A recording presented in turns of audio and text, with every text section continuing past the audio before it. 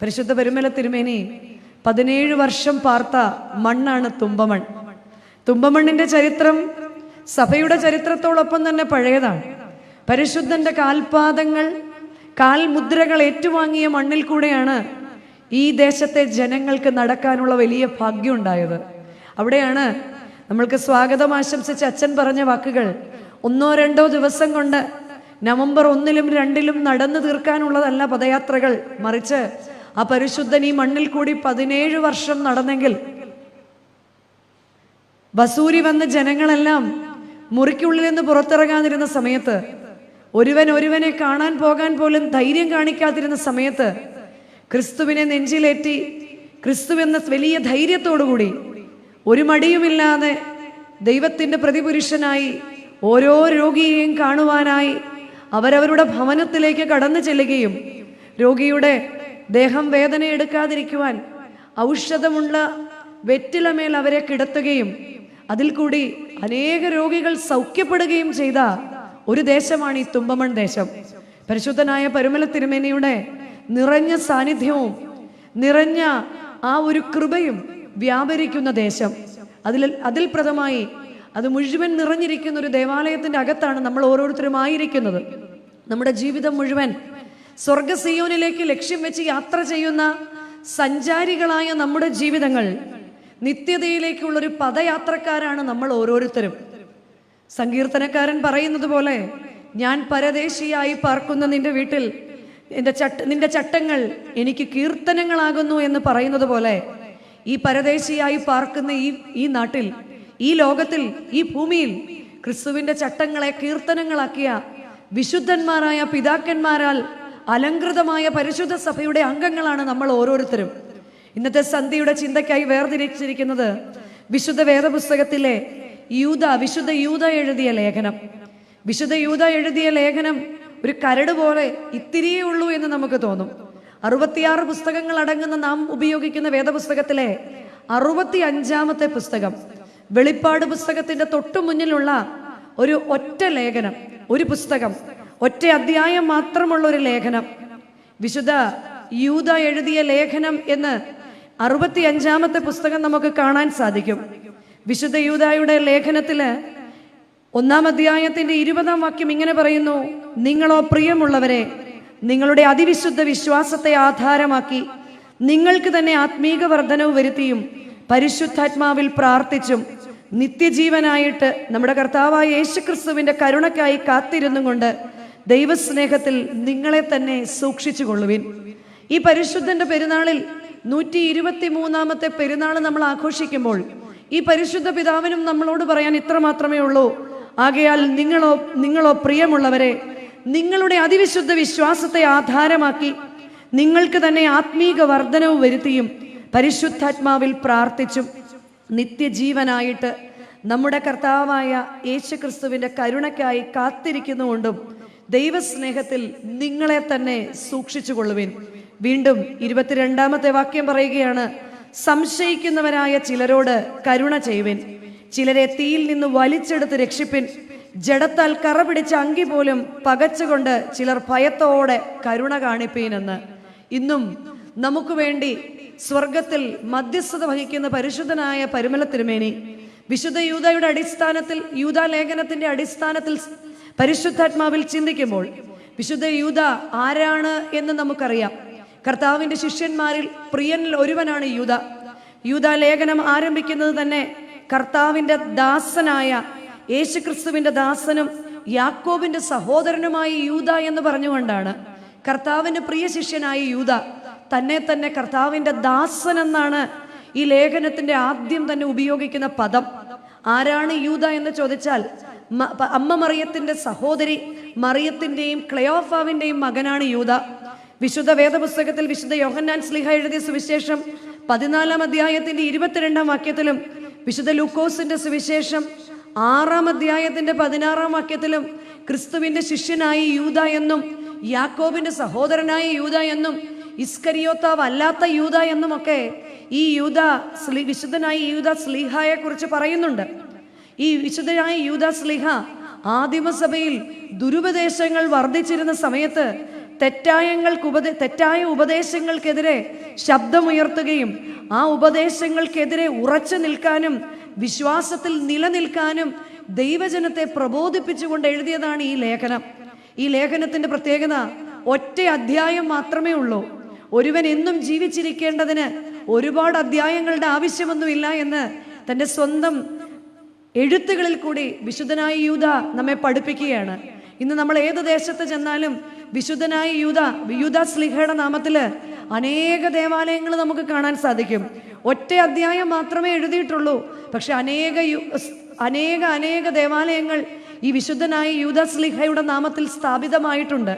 അങ്ങനെ വിശുദ്ധനായ യൂദ തെറ്റായ ഉപദേശങ്ങൾക്കെതിരെ എങ്ങനെയാണ് ചെറുത്ത് നിൽക്കേണ്ടതെന്നും എന്താണ് തെറ്റായ ഉപദേശമെന്നും എന്താണ് അന്ത്യകാലത്തിന്റെ ലക്ഷണങ്ങളെന്നും ആയതിനാൽ ക്രിസ്തു പഠിപ്പിച്ചത് കേട്ട അപ്പോസ്തലന്മാർ പഠിപ്പിച്ച സത്യവിശ്വാസത്തെ ഏറ്റെടുത്ത വിശുദ്ധന്മാർ അവരുടെ ജീവിതത്തെ പിൻപറ്റണമെന്നുമാണ് ഈ അധ്യായത്തിൽ നമ്മെ പഠിപ്പിക്കുന്നത്. ഈ അധ്യായത്തിന്റെ 1-ാം അധ്യായത്തിന്റെ 17-ാമത്തെ വേദഭാഗം ഇങ്ങനെ പറയുന്നു: നിങ്ങളോ പ്രിയനെ, നമ്മുടെ കർത്താവായ യേശുക്രിസ്തുവിന്റെ അപ്പോസ്തലന്മാർ മുൻപറഞ്ഞ വാക്കുകളെ ഓർപ്പീൻ എന്നാണ്. ഓരോ പെരുന്നാളുകളിലും നമ്മുടെ കർത്താവ് പഠിപ്പിച്ച, അപ്പോസ്തലന്മാർ ഏറ്റെടുത്ത, നമ്മുടെ വിശുദ്ധ പിതാക്കന്മാർ സ്വീകരിച്ച ആ വിശ്വാസത്തെ ഓർമ്മിപ്പിക്കുന്ന സന്ധികളെയാണ് വചനസന്ധികൾ എന്ന് പറയുന്നത്. എന്താണ് ശ്ലീഹ ഇവിടെ ഈ സന്ധിയിൽ നമ്മെ ഓർമ്മിപ്പിക്കുന്നത്? അന്ത്യകാലത്ത് ഭക്തികെട്ട മോഹങ്ങളെ അനുസരിച്ച് നടക്കുന്ന പരിഹാസികൾ ഉണ്ടാകുമെന്നും അവർ നിങ്ങളോട് പറഞ്ഞുവല്ലോ. അന്ത്യകാലത്ത് ഭക്തികെട്ട മോഹങ്ങളെ അനുസരിച്ച് നടക്കുന്ന പരിഹാസികൾ നമുക്ക് ചുറ്റുമുണ്ടാകുമെന്നും അവരുമായി കലർന്നു പോകാതെ ഇരുപ്പാൻ നമ്മളെ തന്നെ സൂക്ഷിക്കണമെന്നുമാണ് നമ്മളെ പഠിപ്പിക്കുന്നത്. ഇവിടെ അച്ഛൻ ആമുഖമായിട്ട് പറഞ്ഞു, ഒരു ദിവസം കൊണ്ടോ 2 ദിവസം കൊണ്ടോ നടന്നു തീർക്കേണ്ടതല്ല പദയാത്ര. ഒരു ദിവസം കൊണ്ടോ 2 ദിവസം കൊണ്ടോ ഇവിടെ തുമ്പമൺ ദേശം മുതൽ പരുമല ദേശം വരെ സംസാരിച്ച് തീർക്കേണ്ടതല്ല പദയാത്ര. തുമ്പമൺ ദേശം മുതൽ പരുമല ദേശം വരെ കാഴ്ച കണ്ടു പോകേണ്ടതല്ല പദയാത്ര. ഇവിടം മുതൽ പരുമല ദേശം വരെ മൊബൈൽ നോക്കിക്കൊണ്ട് പോകേണ്ടതല്ല പദയാത്ര. മനസ്സുകൊണ്ട് ആത്മതപനം ചെയ്ത് നമ്മുടെ കർത്താവായ യേശു തമ്പുരാൻ ശിഷ്യന്മാർക്ക് പകർന്നു കൊടുത്ത സത്യവിശ്വാസത്തെ, നെഞ്ചിലേറ്റിയ പിതാക്കന്മാരുടെ സത്യവിശ്വാസത്തെ അന്ത്യകാലത്തെ ജഡമോഹങ്ങളിൽ ലയിച്ചു പോകാതെ, മിക്സപ്പായി പോകാതെ വരും തലമുറയുടെ മുൻപിൽ മാതൃകയായി തീരുവാൻ നമുക്ക് സാധിക്കുന്നില്ല എങ്കിൽ നമ്മുടെ ഈ ആചാരങ്ങളും അനുഷ്ഠാനങ്ങളും എല്ലാം തീർന്ന് അനന്തര തലമുറയിലേക്ക് വരുമ്പോഴേക്കും അതിൻ്റെ യഥാർത്ഥ സത്ത നഷ്ടപ്പെട്ടു പോകുമെന്ന് നമ്മൾ മറന്നു പോകരുത്. എന്താണ് അന്ത്യകാലത്തിന്റെ ലക്ഷണങ്ങളായിട്ട് പറയുന്നത്? അവരുടെ ലക്ഷണങ്ങളോ, അവർ ഭിന്നതയുണ്ടാക്കുന്നവർ. 1-ാം അധ്യായം 19-ാം വാക്യം, അന്ത്യകാലത്തിലെ ജഡമോഹത്തിൽ നടക്കുന്നവരുടെ 1-ാമത്തെ ലക്ഷണം അവർ ഭിന്നതയുണ്ടാക്കുന്നവർ. 2 പ്രാകൃതന്മാർ. 3 ആത്മാവില്ലാത്തവർ. ഈ നമ്മുടെ പ്രവൃത്തിയിൽ നിന്നാണ് നമ്മൾ എപ്രകാരമുള്ളൊരു വ്യക്തിയാണെന്ന് നമുക്ക് കാണിക്കാൻ സാധിക്കുക. ഇതിൽ പറയുകയാണ്, അതുകൊണ്ട് നിങ്ങളോ പ്രിയമുള്ളവരെ, നിങ്ങളുടെ അതിവിശുദ്ധ വിശ്വാസത്തെ ആധാരമാക്കി, നമുക്ക് നമ്മുടെ പിതാക്കന്മാർ പകർന്നു തന്ന അതിവിശുദ്ധമായ ഈ വിശ്വാസത്തെ ആധാരമാക്കി നാം എന്താണ് ചെയ്യേണ്ടത്? ഇവിടെയാണ് വിശുദ്ധന്മാരുടെ ജീവിതം നമുക്ക് ഓരോരുത്തരുടെയും മുൻപിൽ മാതൃകയാകുന്നത്. വിശുദ്ധന്മാരുടെ ജീവിതത്തെക്കുറിച്ച് നമ്മൾ എപ്പോഴും പറയാറുണ്ട്, വിശുദ്ധന്മാരുടെ ജീവിതമോ വിളക്കുമരങ്ങൾ പോലെയാണ്. വിളക്കുമരങ്ങളുടെ പ്രത്യേകത എന്താണ്? വിളക്കുമരങ്ങൾ ചിലമ്പൊലി ശബ്ദങ്ങൾ കേൾപ്പിക്കാറില്ല, മറിച്ച് വഴിയിൽ പ്രകാശിക്കുക മാത്രമാണ് ചെയ്യുക. ഇരുട്ടുള്ള വഴിയിൽ പ്രകാശിക്കുക മാത്രമാണ് ചെയ്യുക. ഞാൻ തന്നെയാണ് വഴിയും സത്യവും ജീവനും എന്നരുളി ചെയ്ത കർത്താവിൻ്റെ നല്ല പ്രകാശത്തെ സ്വയം സ്വീകരിച്ച് ആ പ്രകാശത്തിൽ ഇരുട്ടിൽ തട്ടിപ്പോകാതെ ഇരിക്കുവാൻ ഈ ലോകയാത്രയിൽ നമ്മുടെ മുൻപിൽ പ്രകാശമായി നിൽക്കുന്ന ആ അതിവിശുദ്ധ വിശ്വാസം നമുക്ക് പകർന്നു തന്ന ആ വിശുദ്ധന്മാരുടെ ജീവിതത്തിന്റെ പ്രത്യേകത, വിശുദ്ധന്മാരുടെ ജീവിതം എങ്ങനെയായിരിക്കണമെന്ന് പരിശുദ്ധനായ പരുമല തിരുമേനിയുടെ ജീവിതത്തിൽ കൂടെ ഈ പെരുന്നാളിൽ നാം എന്തു പഠിച്ചെടുക്കുന്നോ, നാം എന്ത് സ്വായത്തമാകുന്നോ, ഓരോ പെരുന്നാളിലും ഞാൻ എന്ത് പുതിയ ശീലം പഠിക്കുന്നുവോ, ഇങ്ങനെയാണ് പറയുന്നത്, നിങ്ങളുടെ അതിവിശുദ്ധ വിശ്വാസത്തെ ആധാരമാക്കി നിങ്ങൾക്ക് തന്നെ ആത്മീക വർധനവ് വരുത്തുക. ആത്മീക വർധനവ് വരുത്തി തലമുറയുടെ മുൻപിൽ മാതൃകയാകാൻ അനുദിനം നമുക്ക് സാധിക്കാറുണ്ടോ? 2, പരിശുദ്ധാത്മാവിൽ പ്രാർത്ഥിച്ച് നമ്മുടെ പ്രാർത്ഥനകളെല്ലാം പരിശുദ്ധാത്മാവിൻ്റെ നിറവിലായിരിക്കണമെന്നാണ് വിശുദ്ധന്മാരുടെ ജീവിതം നമ്മെ പഠിപ്പിക്കുന്നത്. 3 പറയുകയാണ്, നിത്യജീവനായിട്ട് കർത്താവായ യേശുക്രിസ്തുവിൻ്റെ കരുണയ്ക്കായിട്ട് കാത്തിരുന്നവരാണ് വിശുദ്ധന്മാർ. അല്ലെ? സഹതന്മാരുടെ ജീവിതങ്ങൾ, വിശുദ്ധന്മാരുടെ ജീവിതങ്ങൾ, നിത്യജീവന് വേണ്ടി അവരെന്തു ചെയ്തു? സ്വന്തം ജീവനെ വിട്ടുകൊടുക്കാൻ, സ്വന്തം ജീവനെ സഹദേരോതുന്നു സുപ്രിയ ശുദ്ധസുതൻ സ്വകരാജ്യേ ഞങ്ങൾ ഏകീടും മുടി ശാശ്വതവും പ്രതിദാനം സംരക്ഷിതവും എരിതീവാൾ മർദിതർ ഞങ്ങൾ ആശ്വാസം മശിഹായിഷ്ട.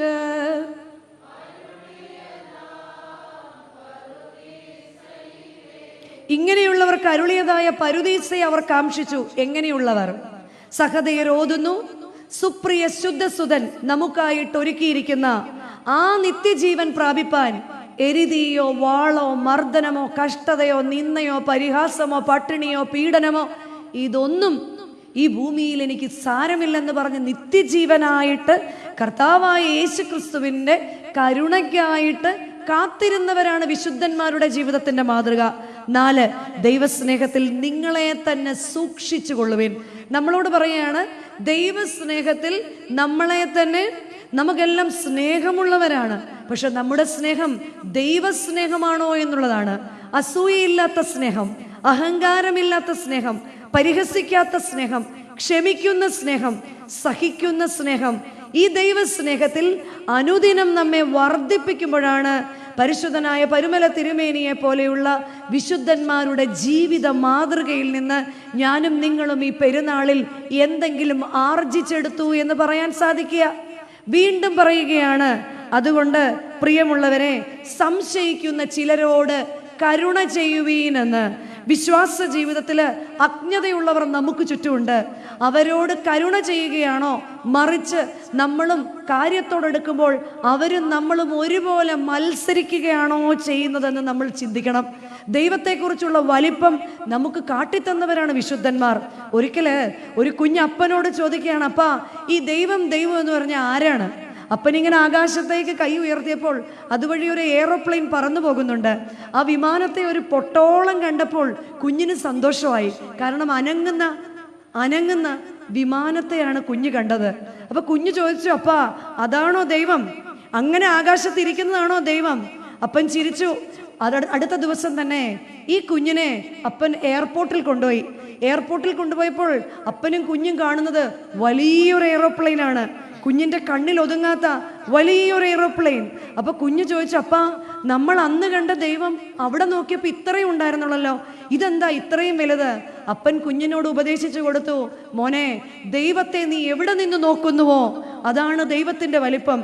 നീ ദൈവത്തോട് അടുത്ത് ചെല്ലുവിൻ, എന്നാൽ അവൻ നിന്നോടും അടുത്തു വരും. നീ ദൈവത്തോട് അകന്നു പോയി കഴിഞ്ഞാൽ ദൈവം നിന്റെ അടുത്ത് നിന്ന് അകന്നു പോകുന്ന ഒരു അനുഭവം ഉണ്ടാകും. അങ്ങനെ അകന്നു പോകുന്ന അനുഭവത്തിലിരിക്കുന്നവരെ കൂടെ സത്യവിശ്വാസത്തിന്റെ അനുഭവത്തിലേക്ക്, ദൈവസ്നേഹത്തിന്റെ അനുഭവത്തിലേക്ക് എനിക്ക് കൊണ്ടുവരാൻ സാധിക്കുന്നുണ്ടോ? എനിക്ക് ആത്മീക വർധനവും മാത്രമല്ല, മറിച്ച് ദോഷം വിട്ടകന്നോ ഗുണം ചെയ്യണമെന്നാണ് വിശുദ്ധ പത്രോസ് ലേഖനത്തിൽ നമ്മെ ഓർമ്മിപ്പിക്കുന്നത്. എത്രമാത്രം എൻ്റെ സമൂഹത്തിന് ഗുണം ചെയ്യാൻ എനിക്ക് സാധിക്കുന്നുണ്ട്. വീണ്ടും പറയാണ്, ചിലരെ തീയിൽ നിന്ന് വലിച്ചെടുപ്പീനെന്ന്. പാപത്തിൽ കിടക്കുന്നവരെ രക്ഷിക്കാൻ, രോഗത്തിൽ കിടക്കുന്നവരെ രക്ഷിക്കാൻ, സങ്കടത്തിൽ കിടക്കുന്നവരെ രക്ഷിക്കുവാൻ എൻ്റെ പ്രവൃത്തിക്കും എൻ്റെ പ്രാർത്ഥനയ്ക്കും സാധിക്കാറുണ്ടോ? ആർക്കെങ്കിലുമൊക്കെ ഒന്ന് കൈകൾ നീട്ടി, ആരെങ്കിലും ഒന്ന് കൈകൾ നീട്ടി. ഇന്ത്യയുടെ പ്രസിഡന്റ് ആയിരുന്ന APJ അബ്ദുൽ കലാം സാർ പറയുമായിരുന്നു, I am not handsome but I am ready to give hands to someone. ഞാനൊരു ഹാൻസമായ മനുഷ്യനല്ല, പക്ഷേ I am ready to give hands to someone. മറ്റുള്ളവരുടെ നേരെ. പരിശുദ്ധനായ പരുമല തിരുമേനി തുമ്പമൺ ദേശത്ത് ജീവിച്ചിരുന്ന സമയത്ത് വസൂരി ബാധിച്ച വീടുകളിൽ കയറി ഇറങ്ങി എന്ന ഒറ്റ വാക്കിൽ പറയുമ്പോൾ നമുക്കറിയാം, നമ്മളൊക്കെ കോവിഡിന്റെ അനുഭവത്തിൽ കൂടെ കടന്നുപോയവരാ. എന്ത് സംഭവിച്ചാലും നമ്മൾ ആരെയും നമ്മുടെ വീട്ടിലോട്ടും കയറ്റാറില്ലായിരുന്നു. നമ്മളും ആരുടെയും പത്രം പോലും നമുക്ക് വേണ്ടായിരുന്നു. പത്രം വായിച്ചില്ലെങ്കിൽ ശ്വാസം മുട്ടുന്ന നമുക്ക് എന്ത് വേണ്ടായിരുന്നു? അഥവാ പത്രം കിട്ടിയാലോ പത്രത്തെ മുഴുവൻ സ്പ്രേ അടിച്ച് കുളിപ്പിക്കുമായിരുന്നു നമ്മളല്ലേ, മുഴുവൻ സാനിറ്റൈസറൊക്കെ അടിച്ച്. എന്നിട്ട് നമ്മൾ പറയും, പരിശുദ്ധനായ പരുമല തിരുമേനി എല്ലാവരുടെയും വീട്ടിൽ പരിശുദ്ധന് സാധാരണ ജീവിതത്തിൽ കൂടി അസാധാരണമായ പോരാട്ടങ്ങളെ സ്വന്തം ജീവിതത്തിൽ ഏറ്റെടുത്തവരാണ് വിശുദ്ധന്മാർ. തനിക്ക് വേണ്ടി മുറിഞ്ഞവനായ ക്രിസ്തുവിന് വേണ്ടി തങ്ങളെ തന്നെ മുറിക്കുവാൻ ഏൽപ്പിച്ചവരായിരുന്നു വിശുദ്ധന്മാർ. എൻ്റെയും നിങ്ങളുടെയും ഒക്കെ ജീവിതത്തിൽ ചിലരെയൊക്കെ തീയിൽ നിന്ന് വലിച്ചെടുക്കാൻ നമുക്ക് എന്ത് ചെയ്യാൻ പറ്റും? അവരൊക്കെ അങ്ങനെ ആയിപ്പോയി എന്നല്ല, മറിച്ച് തീയിൽ നിന്ന് വലിച്ചു പുറത്തെടുക്കുവാൻ ഒരുപക്ഷെ നമ്മുടെ ചില സ്നേഹപ്രകടനങ്ങളായിരിക്കും, അല്ലെങ്കിൽ സ്നേഹപ്രവർത്തനങ്ങളായിരിക്കും വേണ്ടത്. അല്ലെങ്കിൽ നമുക്ക് വേണ്ടതോ ഇടുവിൽ നിന്ന് അവർക്ക് വേണ്ടി പ്രാർത്ഥിപ്പാൻ എനിക്കും നിങ്ങൾക്ക് സാധിക്കാറുണ്ടോ? 3 വീണ്ടും പറയുന്നു, ജഡത്താൽ കറ പിടിച്ച അങ്കിക്കായി, ജഡത്താൽ കറ പിടിച്ച അങ്കി പോലും പകച്ചുകൊണ്ട് ചിലരോട് ഭയത്തോടെ കരുണ കാണിപ്പിൻ. ഈ ലോക ആഡംബരങ്ങളിൽ മുങ്ങിക്കിടക്കുന്ന അനേകരെ ക്രിസ്തുവിലേക്ക് എത്തിക്കുവാൻ എൻ്റെയും നിങ്ങളുടെയും പ്രാർത്ഥനകളും പദയാത്രകളുമൊക്കെ മാതൃകയായി തീരണം. ആകയാൽ പ്രിയമുള്ളവരെ, ഈ വിശുദ്ധന്റെ ജീവിതം നമ്മെ ഓർമ്മിപ്പിക്കുന്നത് വലിയ ഉത്തരവാദിത്വമാണ്. വേദനകളിലും ശോധനകളിലും ഒന്നും ഒഴുകിപ്പോകുന്നവരാകരുത്, മടുത്തു പോകുന്നവരാകരുത്, തണുത്തു പോകുന്നവരാകരുത്. മറിച്ച് ഈ വലിയ ദൗത്യം നമ്മൾ പക്ഷെ എന്തുകൊണ്ടാണെന്നറിയോ ആയിരിക്കുന്ന അവസ്ഥയിൽ നിന്ന് എഴുന്നേക്കാത്തത്? എനിക്ക് ഇങ്ങനെയൊക്കെ ആയിപ്പോയി എന്ന് പറഞ്ഞ് ഞാൻ എൻ്റെ ചട്ടവട്ടത്തിൽ ഒതുങ്ങിക്കൂടാൻ ആഗ്രഹിക്കുന്ന ആളാണ് പലപ്പോഴും.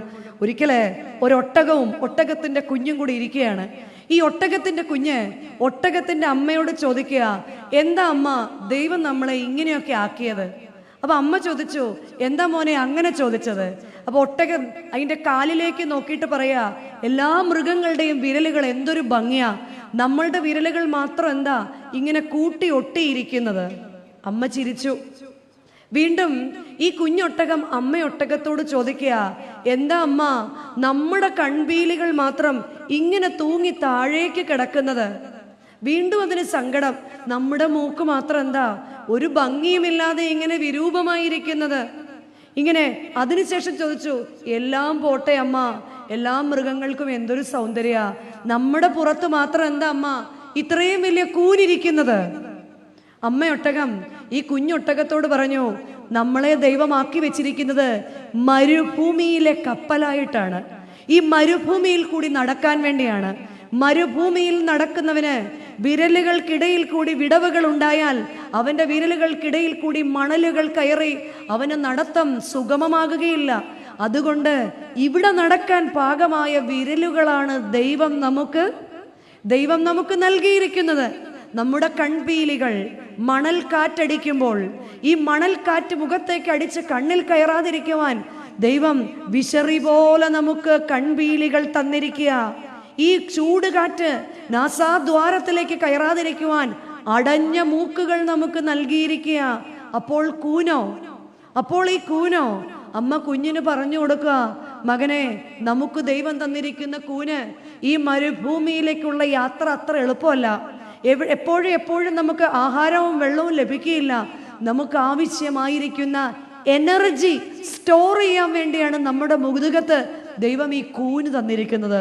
പ്രിയമുള്ളവരെ, എൻ്റെയും നിങ്ങളുടെയൊക്കെ ജീവിതത്തിൽ ഇതുപോലെ ഒരുപാട് ചോദ്യങ്ങൾ ദൈവസന്നിധിയിൽ നമുക്കുണ്ട്. ദൈവമേ എനിക്ക് മാത്രം എന്താ ഈ കൂന്? ദൈവമേ എനിക്ക് മാത്രം എന്താ ഈ സങ്കടം? ദൈവമേ എൻ്റെ പ്രശ്നങ്ങൾ മാത്രം എന്താ തീരാത്തത്? ഇതിനെല്ലാം കൃത്യമായ ഉത്തരം എൻ്റെ ദൈവത്തിൻ്റെ സന്നിധിയിലുണ്ട്.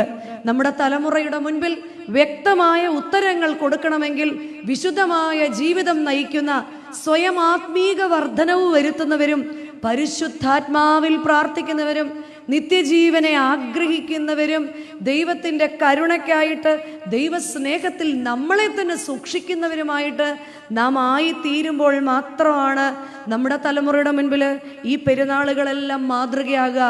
അല്ലെങ്കിൽ നാമും വെറുതെ ഇങ്ങനെ ഒഴുകിപ്പോകും.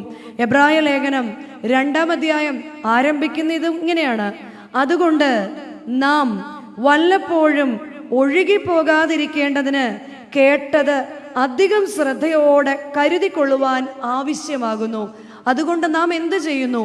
എല്ലാ വർഷവും ഇങ്ങനെ കേൾക്കുന്നു, എല്ലാ വർഷവും അറിയുന്നു, ഇഷ്ടംപോലെ വചന ശുശ്രൂഷകൾ നമ്മൾ കടന്നു പോകുന്നു, ദൈവവചനത്തെ ധ്യാനിക്കുന്നു. എന്നാൽ പ്രിയമുള്ളവരെ, കർത്താവ് നമ്മളോട് പറയാ, അതുകൊണ്ട് നാം വല്ലപ്പോഴും ഒഴുകിപ്പോകാതിരിക്കേണ്ടതിന് കേട്ടത് അധികം ശ്രദ്ധയോടെ കരുതിക്കൊള്ളുക എന്നത് ആവശ്യമാകുന്നു. കേൾവിക്ക് ഒരു കുറവുമില്ല, കേൾവിക്ക് യാതൊരു കുറവുമില്ല. നാളുകൾക്ക് മുൻപേ നമ്മൾ ആളുകളെയൊക്കെ വിളിച്ച് ബുക്ക് ചെയ്ത്, എനിക്ക് തോന്നുന്നു അനേക പരിശുദ്ധ പിതാക്കന്മാർ, സഭയുടെ പരിശുദ്ധ പിതാക്കന്മാർ, വലിയ വലിയ പിതാക്കന്മാരൊക്കെ കടന്നു വന്ന് ശുശ്രൂഷ നടത്തിയിട്ടുള്ളൊരു സ്ഥലമാണ് ഈ പള്ളി. കാരണം പരിശുദ്ധനായ പരിമല തിരുമേനിയുടെ പാദസ്പർശമേറ്റ് ഈ പള്ളിയിൽ എങ്ങനെ പോയാലും അനേക പിതാക്കന്മാർ കടന്നു വന്ന അന്ന് കാലം തൊട്ട് നമ്മൾ കേൾക്കുക. ഈ കേൾക്കുന്നത് എങ്ങും കെട്ടിക്കിടക്കുന്നില്ല. നമ്മൾ എന്ത് ചെയ്യാണ്? അത് വെറുതെ ഇങ്ങനെ ഒഴുകിപ്പോകുകയാണോ എന്ന് നമ്മളോട് തന്നെ ചോദിക്കണം. എബ്രായ ലേഖനം 2-ാം അധ്യായത്തിന്റെ 4-ാമത്തെ വാക്യം പറയുന്നുണ്ട്, ദൈവം അടയാളങ്ങളാലും അത്ഭുതങ്ങളാലും വിവിധ വീര്യപ്രവർത്തികളാലും തൻ്റെ ഇഷ്ടപ്രകാരം പരിശുദ്ധാത്മാവിനെ നൽകിക്കൊണ്ട് സാക്ഷി നിന്നതും കേട്ടവർ നമുക്ക് ഉറപ്പിച്ചു തന്നതുമായ ഇത്ര വലിയ രക്ഷ നാം ഗണ്യമാക്കാതെ പോയാൽ എങ്ങനെ തെറ്റി ഒഴിയും? കർത്താവിൽ നിന്ന് അപ്പോസ്തലന്മാർ കേട്ടു, ദൈവത്തിൽ നിന്ന് പ്രവാചകന്മാർ കേട്ടു, പ്രവാചകന്മാർക്ക് ശേഷം കർത്താവ് തമ്പുരാൻ നേരിട്ട് വന്നു, അപ്പോസ്തലന്മാർക്ക് പകർന്നു കൊടുത്തു, പരിശുദ്ധാത്മാവിൽ അവർ നമുക്ക് ചൂണ്ടിക്കാണിച്ചു, നമ്മുടെ പിതാക്കന്മാർ നമുക്ക് കാട്ടിത്തന്ന ഇത്ര വലിയ രക്ഷ നാം ഇനിയും ഗണ്യമാക്കാതെ പോയാൽ ഇനി ഒരു പെരുന്നാളിൽ നമ്മൾ ഉണ്ടോ ഇല്ലയോ എന്ന് നമുക്ക് ആർക്കും ഗ്യാരണ്ടി ഇല്ല. കാരണം കഴിഞ്ഞ പെരുന്നാളിൽ നമ്മളോട് കൂടെ ഉണ്ടായിരുന്ന പലരും ഇന്ന് നമ്മളോട് കൂടെ ഇല്ല എന്നതാണ് സത്യം. അവരിൽ നിന്നൊന്നും യോഗ്യത കൂടുതൽ നമുക്കില്ല. അതുകൊണ്ട് ഇത്ര വലിയ രക്ഷ എങ്ങനെയാണ്, അല്ലെങ്കിൽ എങ്ങനെയാണ് നമുക്ക് രക്ഷ നൽകി തന്നത്? ക്രൂശിലൂടെയാണ് കർത്താവ് നമുക്ക് നേടിത്തന്നത് രക്ഷ. എങ്ങനെയാണ് കർത്താവ് ക്രൂശിൽ, എന്തായിരുന്നു ക്രൂശ് മരണത്തിന്റെ ഒന്നാമത്തെ ഉദ്ദേശം? ഹെബ്രായ ലേഖനം 2-ാം അധ്യായം 14-ാം വാക്യം, മരണത്തിന്റെ അധികാരിയായ പിശാചിനെ തൻ്റെ മരണത്താൽ നീക്കി ജീവപര്യന്തം മരണഭീതിയിൽ അടിമകളായിരുന്നവരെയൊക്കെയും കർത്താവ് വിടുവിച്ചു. മരണത്തിന്റെ അധികാരിയായ പിശാചിനെ, നമുക്ക് ഈ വാക്യം പരിചയമല്ല, പക്ഷെ പ്രാർത്ഥനയോത്തിന് പോകുന്നതുകൊണ്ട് നമുക്ക് ഈ പാട്ട് പരിചയമാണ് അല്ലേ? മരണാധികാരി ആയിടുന്ന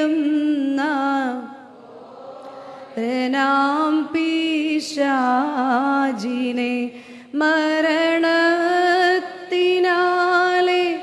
നീക്കി മൃത്യു നാഥനെ മരണത്തിനാലെ നീക്കി മൃത്യു ഭീതി തീർത്തനാ. ഒന്നാമതായി ക്രൂശിൽ നിന്നുള്ള രക്ഷ പിശാചിന്റെ തന്ത്രങ്ങളെ എതിർത്ത് നിൽക്കുവാൻ സ്വന്തം രക്തത്തെ ചിന്തിയായിരുന്നു. 2, ഹെബ്രായ ലേഖനം 2-ാം അധ്യായത്തിന്റെ 18-ാം വാക്യത്തിൽ കർത്താവ് പറയുന്നുണ്ട്, താൻ തന്നെ പരീക്ഷിതനായി പരീക്ഷിക്കപ്പെടുന്നവരെ സഹായിപ്പാൻ കഴിവുള്ളവനാണ്. താൻ തന്നെ പരീക്ഷിക്കപ്പെട്ടതുകൊണ്ട് പരീക്ഷിക്കപ്പെടുന്നവരെ പരീക്ഷയിൽ നിന്ന് രക്ഷിപ്പാൻ കഴിവുള്ളതാണ്.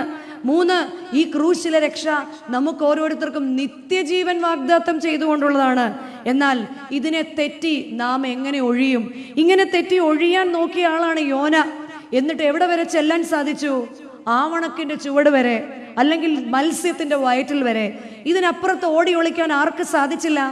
കപ്പലിനകത്ത് ഒളിക്കാമെന്ന് കരുതിയ യോന കപ്പലിൽ നിന്ന് എറിയപ്പെട്ടപ്പോൾ മത്സ്യത്തിന്റെ വയറ്റിലേക്ക് ചെന്നു.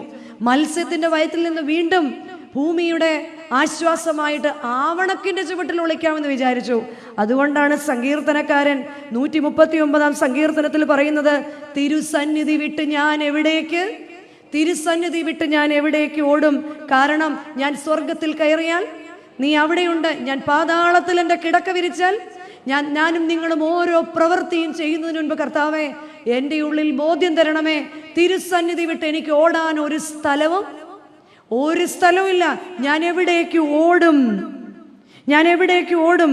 എന്നാൽ പലപ്പോഴും പ്രിയമുള്ളവരെ, നമ്മുടെ പലരുടെയും ഓട്ടം പരിധി വിട്ടുള്ള ഓട്ടമല്ലേ? ക്രിസ്തീയ ജീവിതത്തിന് ചേരാത്ത ഓട്ടങ്ങൾ എൻ്റെയും നിങ്ങളുടെയും പ്രവൃത്തിയിലും പ്രവർത്തനങ്ങളിലും ഉണ്ടാകാറുണ്ടോ? നമ്മളെ സംബന്ധിച്ച് നമ്മൾ പറയുന്നത് നമുക്കെല്ലാം അറിയാം, നമുക്ക് എന്ന് തൊട്ട് ഈ വിശ്വാസത്തെക്കുറിച്ച് കേൾക്കുകയാണ്, എന്ന് തൊട്ട് വചനത്തെ കേൾക്കുകയാണ്,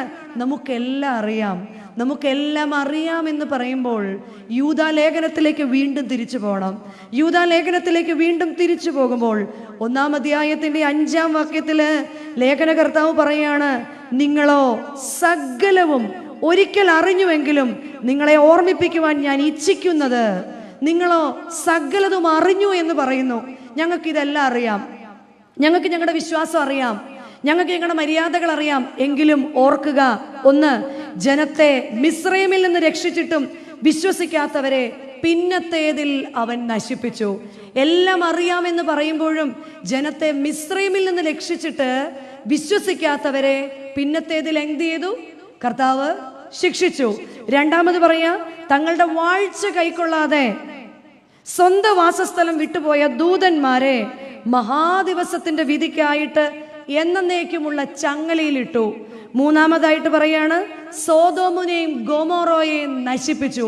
ഇവിടെ 3 കാര്യങ്ങളാണ് പറയുന്നത്. എല്ലാം അറിയാം, സകലവും ഒരിക്കൽ അറിഞ്ഞിട്ടും വീണ്ടും തെറ്റിപ്പോയാൽ.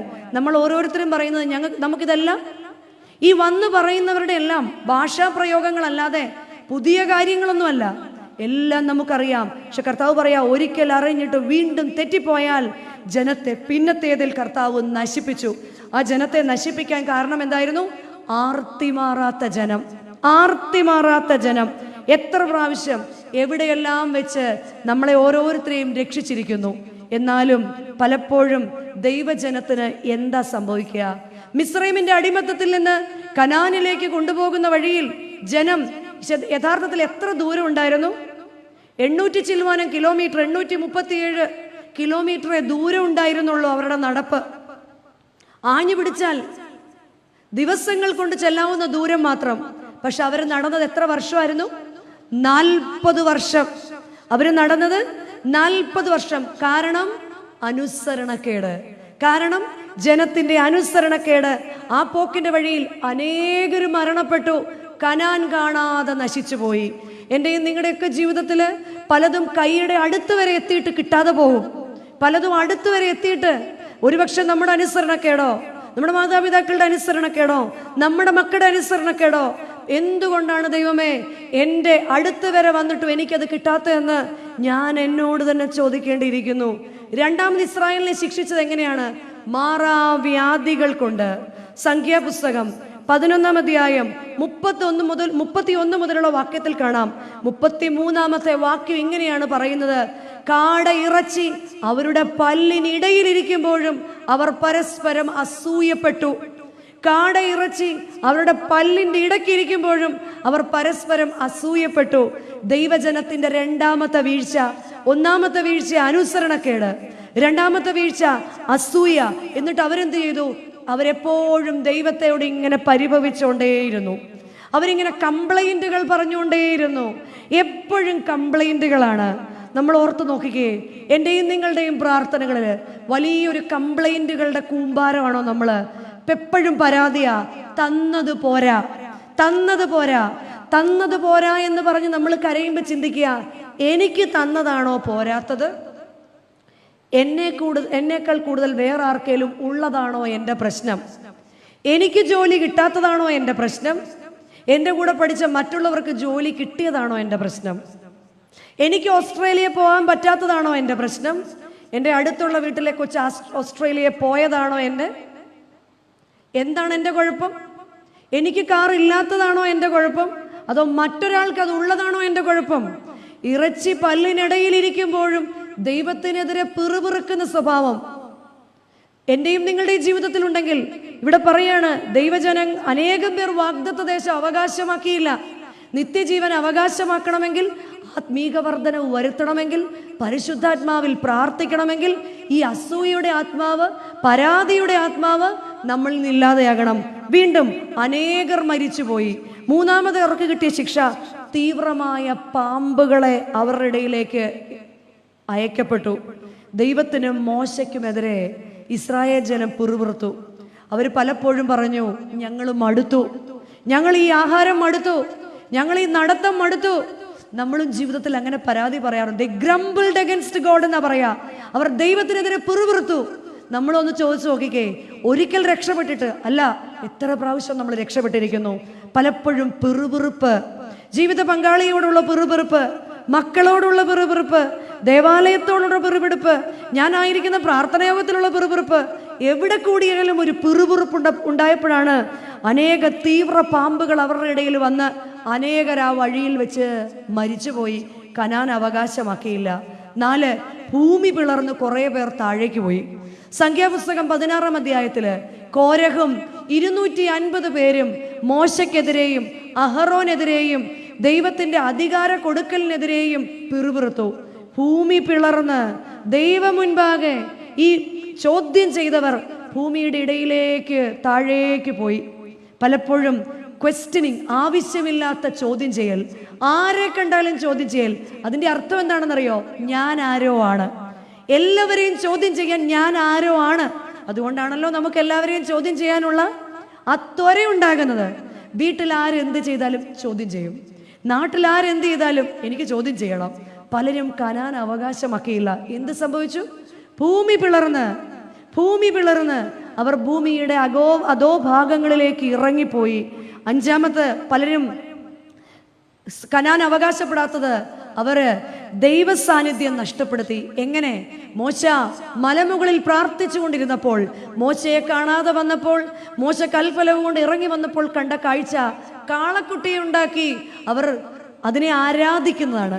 ദൈവത്തെക്കാൾ കൂടുതൽ, ദൈവ സമയത്തിന് വേണ്ടി കാത്തിരിക്കാതെ ദൈവത്തെക്കാൾ കൂടുതൽ എന്തിനെങ്കിലും സ്നേഹിക്കുന്ന ഒരു സ്വഭാവം നമുക്കുണ്ടോ?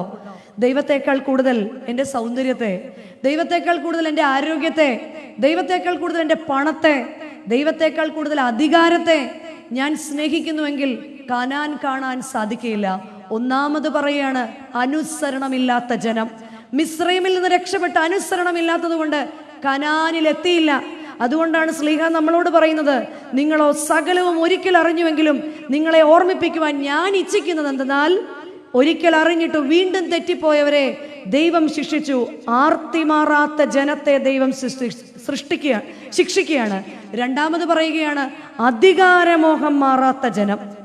അധികാരമോഹം മാറാത്ത ജനമാണ് ശ്ലീഹ ഓർമ്മിപ്പിക്കുന്ന രണ്ടാമത്തെ കാര്യം, അധികാരമോഹം മാറാത്ത ജനം. ഈ വിശുദ്ധ യൂദയുടെ ലേഖനം 1-ാം അധ്യായം 6-ാമത്തെ വാക്യം, തങ്ങളുടെ വാഴ്ച കാഴ്ത്തുകൊള്ളാത്ത സ്വന്തം വാസസ്ഥലം വിട്ടുപോയ ദൂതന്മാരെ മഹാദിവസത്തിന്റെ വിധിക്കായി എന്നേക്കുമുള്ള ചങ്ങലയിട്ട് അന്ധകാരത്തിന്റെ കീഴിൽ സൂക്ഷിച്ചിരിക്കുന്നു. ആരെക്കുറിച്ചാണ് ഈ പറയുന്നത്? സ്വർഗത്തിൽ ഭൂമി ഉണ്ടാകുന്നതിന് മുൻപ് 12 വൃന്ദം മാലാഖമാരുണ്ടായിരുന്നു. മാലാഖമാർക്ക് സ്വർഗത്തിൽ സകല സ്വാതന്ത്ര്യമുണ്ടായിരുന്നു. അവർക്ക് പറക്കാനും അത്ഭുതങ്ങളെ ചെയ്യാനും ഒരു സമയത്ത് പലയിടത്ത് പ്രത്യക്ഷപ്പെടാനും ഒക്കെ. അപ്പോൾ ഒരു കൂട്ടം മാലാഖമാർക്കൊരു തോന്നലുണ്ടായി, നമ്മൾ എന്തിന് നമ്മളും ദൈവത്തെ പോലെ സുന്ദരന്മാരാണ്, നമുക്കും ദൈവത്തെ പോലെ കഴിവുകളുണ്ട്. അതിൻ്റെ തലവനായിരുന്നു ലൂസിഫർ. സ്വർഗത്തിൽ ഒരു റിബല്യൻ ഉണ്ടായി, അവിടെ ഒരു യുദ്ധം ഉണ്ടായി.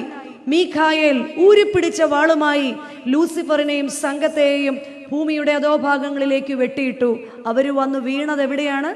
അവര് വന്ന് വീണ സ്ഥലം പിന്നീട് ഭൂമിയായിട്ട് മാറുകയും ചെയ്തു, അല്ലെ? ഭൂമിയിലേക്ക് അവർ നുഴഞ്ഞു കയറി. അവരുടെ പ്രശ്നം എന്തായിരുന്നു? അധികാരമോഹം മാറാത്ത ജനം. ആദ്യത്തെ ജനം ആർത്തി മാറാത്ത ജനം. 2, അധികാരമോഹം മാറാത്ത ജനം. പിന്നീട് അവൻ ഈ ഭൂമിയിലെ ജോലി എന്താണ്? നമ്മുടെ ഉള്ളിലേക്ക് അധികാരമോഹത്തെ ഇങ്ങനെ കുത്തിവെക്കുക. നമുക്കും അങ്ങനെയാണല്ലേ? ചില കസേരകളൊക്കെ വിട്ടുകൊടുക്കാൻ. എന്തിനാ അത് മീറ്റിങ്ങുകളെ പറയുന്നത്? നമ്മുടെ വീടുകളിലേക്ക് വന്നാൽ മതി. വീട്ടിലും ഞാൻ ഇങ്ങനെയാണ്, അത് വിട്ടുകൊടുക്കാൻ, അതിൽ നിന്ന് ഒരടി പുറകോട്ട് മാറാൻ പലപ്പോഴും നമ്മൾ തയ്യാറല്ല. ആംഗലേയ സാഹിത്യകാരനായിരിക്കുന്ന പാരഡൈസ് ലോസ്റ്റ്, ജോൺ മിൽട്ടന്റെ പാരഡൈസ് ലോസ്റ്റില് അദ്ദേഹത്തിന്റെ ഭാവനയിൽ എങ്ങനെയാണ് മനുഷ്യന് പാരഡൈസ് ലോസ്റ്റ് ആയതെന്ന് പറയുന്നുണ്ട്, എങ്ങനെയാണ് സ്വർഗം നഷ്ടപ്പെട്ടതെന്ന് പറയുന്നുണ്ട്. അദ്ദേഹത്തിന്റെ ഭാവനയിൽ പറയുകയാണ്, തോട്ടം കാക്കാനും വേല ചെയ്യുവാനുമാണ് ദൈവം മനുഷ്യനെ സൃഷ്ടിച്ച് ഏദനിലാക്കിയത്. അപ്പോൾ ഒരിക്കൽ ആദാമിനോട് ഔവ്വ പറയുകയാണ്, തോട്ടം കാക്കാനും വേല ചെയ്യുവാനും നമ്മളെ ഇവിടെ ആക്കിയിട്ട് നമ്മളിങ്ങനെ പോകുന്നിടത്തെല്ലാം ഒന്നിച്ചു പോയാൽ പണി വല്ലോ നടക്കുമോ? അതുകൊണ്ട് നിങ്ങൾ അങ്ങോട്ട് പോകൂ, ഞാൻ ഇങ്ങോട്ട് പോകാം. ആദം പറഞ്ഞു, അതിൻ്റെ ആവശ്യമില്ല, നമ്മളെ ഒന്നിച്ചു നിൽക്കാൻ വേണ്ടിയാണ് ഭൂമിയിലേക്ക് നമ്മളെ വിട്ടത്. ഹൗവ ആദത്തോട് കലഹിക്കുന്ന നേരത്ത് സാത്താൻ ഹൗവയുടെ അടുക്കലേക്ക് വന്നു. ആദ്യം പറഞ്ഞത്, ഹൗവ നീ കഴിവുള്ളവൾ, നീ സുന്ദരി, നിനക്കിതൊക്കെ സാധ്യമാകും. നിനക്ക് ദൈവത്തെ പോലെ ആകണ്ടയോ? ആരുടെ ആഗ്രഹമായിരുന്നു ദൈവത്തെ പോലെ ആകണമെന്നുള്ളത്? ലൂസിഫറിന്റെ ആഗ്രഹമായിരുന്നു ദൈവത്തെ പോലെ ആകണമെന്ന്. അത് ആരിലേക്ക് കുത്തിവെച്ചു? ഹൗവയിലേക്ക് കുത്തിവെച്ചു. അവിടെയാണ് മനുഷ്യകുലത്തിന്റെ പതനം ആരംഭിച്ചത്. ഇന്നും അധികാരമോഹവും കുതന്ത്രവും നമ്മുടെ ഉള്ളിലേക്ക് തരുന്ന ഈ സാത്താന്റെ തന്ത്രങ്ങളെ, ടെംപ്റ്റേഷനുകളെ, അതിനെ അതിജീവിക്കുവാൻ, പ്രലോഭനത്തെ അതിജീവിക്കുവാൻ നമുക്ക് സാധിക്കുന്നുവെങ്കിൽ മാത്രമേ, അല്ലെങ്കിൽ നമ്മളും വീണുപോകും. കുടുംബത്തിൽ ശുശ്രൂഷക്കാരനായി തീരാൻ ഒരപ്പന് സാധിക്കണം. കുടുംബത്തിൽ ശുശ്രൂഷക്കാരിയായി തീരാൻ അമ്മയ്ക്ക് സാധിക്കണം. ഏതു മേഖലയിലും ശുശ്രൂഷക്കാരായി തീരാനാണ് ഇന്ന് ആളില്ലാത്തത്. എല്ലായിടത്തും കർത്താക്കന്മാരും രാജാക്കന്മാരും നേതാക്കന്മാരും മുൻസ്ഥാനികളും ഉണ്ട്. എന്നാൽ നമ്മളിൽ എത്ര പേർക്ക് ശുശ്രൂഷക്കാരനാകാൻ? ഇവിടെ യൂദ ആരംഭിക്കുന്നത് തന്നെ, വിശുദ്ധ യൂദ ആരംഭിക്കുന്നത് തന്നെ എങ്ങനെയാ? ക്രിസ്തുവിന്റെ ദാസനായ, അല്ലെങ്കിൽ കർത്താവിന്റെ കസിനായ, അല്ലെങ്കിൽ കർത്താവിന്റെ കൂടെ നടന്ന ശിഷ്യനായ എന്നല്ല, ക്രിസ്തുവിന്റെ ദാസനായ. ഒന്ന് ദാസനാവാൻ നമുക്ക് സാധിച്ചില്ല എങ്കിൽ ഈ അഹങ്കാരവും അധികാരവും ഒക്കെ മാലാഖമാർ സ്വർഗത്തിൽ നിന്ന് ഭൂമിയിലേക്ക് വീണതുപോലെ ശിക്ഷ ലഭിക്കും. യെശയ്യാ പ്രവാചകന്റെ പുസ്തകം 14 അധ്യായത്തിന്റെ 12 വാക്യത്തില് ഇങ്ങനെ ചോദിക്കുന്നുണ്ട്: അരുണോദയ പുത്രനായ ശുക്ര, നീ എങ്ങനെ ആകാശത്ത് നിന്ന് വീണു എന്ന്. അരുണോദയ പുത്രനായ ശുക്ര, നീ എങ്ങനെ ആകാശത്ത് നിന്ന് താഴേക്ക് വീണു? ഈ ചോദ്യം നമ്മളോട് നമ്മൾ ഇടയ്ക്കൊക്കെ ഒന്ന് ചോദിക്കണം. അരുണോദയ പുത്രനായ ശുക്ര, നീ എങ്ങനെയാണ് വീണത്? നാം നമ്മളോട് തന്നെ ചോദിക്കണം, ജീവിതത്തിൽ ഞാൻ എങ്ങനെയാണ് പലപ്പോഴും വീണത്? 3 തരത്തിലുള്ള വീഴ്ചകളുണ്ട് കേട്ടോ. ഒന്നാമത്തെ വീഴ്ച, എൻ്റെ കർത്താവ് എനിക്ക് അറിഞ്ഞുകൊണ്ട് തരുന്ന വീഴ്ചകളാണ്. എന്തിനു വേണ്ടി? എന്നെ കൂടുതൽ ചെത്തി വെടിപ്പാക്കാൻ, എന്നെ കൂടുതൽ മനോഹരമാക്കാൻ, എന്നെ ശോധനകളിൽ കൂടി കടത്തിവിട്ട് പരീക്ഷ സഹിക്കുന്ന മനുഷ്യൻ ഭാഗ്യവാൻ. കൊള്ളാവുന്നവനായി കഴിയുമ്പോൾ അവന് ജീവന്റെ കിരീടം കൊടുക്കുവാൻ വേണ്ടി ജീവിതത്തിന്റെ കഷ്ടതയിൽ കൂടിയും പ്രതിസന്ധിയിൽ കൂടിയും കടത്തിവിടുന്ന കർത്താവ് അറിയുന്ന എൻ്റെ വീഴ്ച. ലോകരെല്ലാം അത് വീഴ്ചയാണെന്ന് പറഞ്ഞാലും എൻ്റെ ദൈവത്തിന് അതിനെക്കുറിച്ചൊരു പദ്ധതിയുണ്ട്. രണ്ടാമത്തെ വീഴ്ച എന്താണെന്നറിയോ? അതിൻ്റെ ബലഹീനതകൾ കൊണ്ടുണ്ടാകുന്ന വീഴ്ചയാ. നമ്മുടെ കുടുംബജീവിതത്തിൽ തന്നെ എടുത്തു നോക്കാം. കുടുംബജീവിതത്തിന്റെ ഏറ്റവും മനോഹരമായ സമയങ്ങളിൽ നാം കൂടുതൽ സമയം എന്തുപയോഗിച്ചുകൊണ്ടിരിക്കുകയായിരിക്കും? നമ്മൾ വേദോസ്തവം വായിച്ചുകൊണ്ടിരിക്കുകയാണോ? കുടുംബജീവിതത്തിൽ എൻ്റെ കൂടുതൽ സമയം, ഞാൻ മുഴുവൻ സമയം അല്ല, നമ്മൾ കൂടുതൽ സമയം എന്ത് ചെയ്തുകൊണ്ടിരിക്കുകയായിരിക്കും? എന്തെങ്കിലും കുഞ്ഞുങ്ങൾ ചോദിക്കാൻ വന്നാൽ, കുഞ്ഞ് അവിടെങ്ങാനും പോയി 4 അക്ഷരം, അവിടെങ്ങാനും പോയി 4 അക്ഷരം വായിക്കാൻ നോക്ക്, അല്ലേ? പഞ്ചസാര തീർന്നു, പഞ്ചസാര തീർന്നു, പഞ്ചസാര തീർന്നു എന്ന് 15 പ്രാവശ്യം പറഞ്ഞാലും നമ്മൾ എന്ത് ചെയ്യാറില്ല? വരുക, അല്ലേ? ചായ വേണം, ചായ വേണം എന്നൊരു 20 പ്രാവശ്യം പറയുമ്പോഴാണ് ഒരു പ്രാവശ്യം ഞാൻ ഇങ്ങോട്ട് ഇരുന്നത്.